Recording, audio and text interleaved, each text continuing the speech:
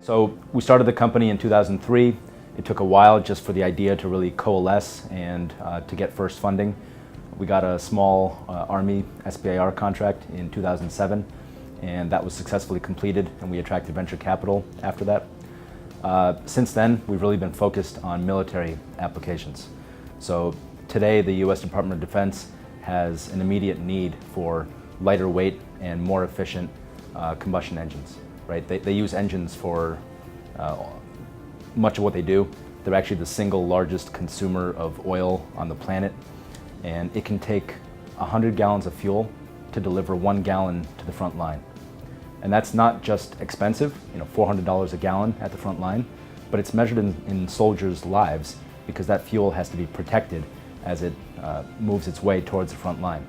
So if they are burning that fuel inefficiently, if they're not using that fuel to its maximum benefit, that's very wasteful. So they have an immediate need for that, and we're working with the Army and with DARPA. We currently have $9 million in government contracts through those two agencies. We have 2 engines under development. One is a 5 horsepower engine, which is being inserted into a 2 kilowatt hybrid electric power supply for the M777 howitzer. That's a program with the Army. And then we have a 40 horsepower engine under development for DARPA. And this is kind of a more general purpose engine. It's really optimized for fuel efficiency. If we're successful in this, we're going to effectively double the fuel efficiency over today's engines, and in a package that's 10 times lighter and smaller. So it's really game changing for the military. The military is just a starting point for us. An engine is an engine, and we can literally replace engines anywhere that they're used today. So it's a $400 billion market. For us, it's about crafting a strategy to get into the market in an entry point, and then we want to branch out from there. And we are not really a high volume manufacturing company. Our business model is to develop custom solutions, custom power solutions for customers, and then to license the technology. There are a lot of companies out there that are really great at making engines, at supplying them, working with the military, for example, servicing them. We don't have to reinvent all of that from the beginning. We focus on the technology, so we're really a technology company that's supplying this technology to the manufacturers.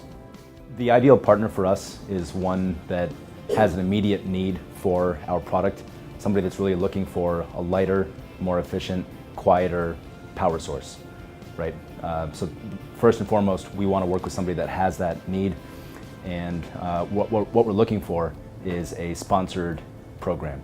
So an NRE type of investment where the company would pay us to develop a custom power solution for their specific need.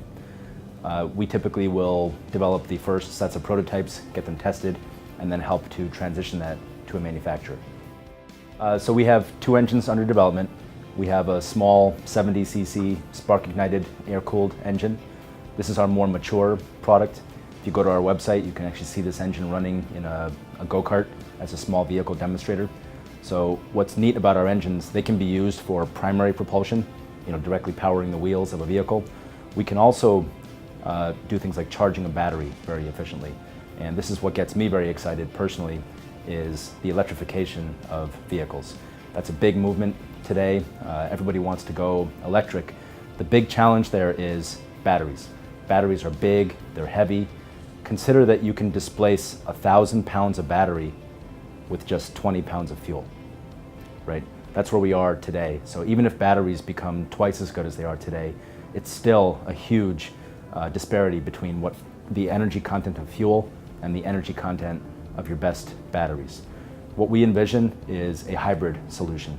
You take a very small, compact, and efficient generator, charge a small battery, and you can actually do that more efficiently than by plugging into the US power grid. You can lower the overall CO2 footprint because that power on the power grid comes from somewhere, right? Today it's not 100% renewable.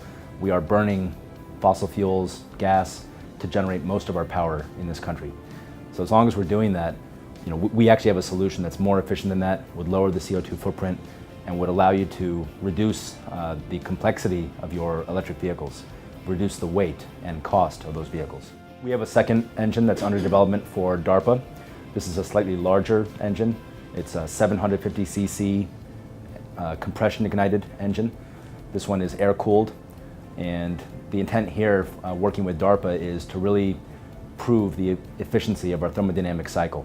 So do something that's more efficient than anything else out there. For the military, that can be used in UAVs and drones, and also for mobile electric power.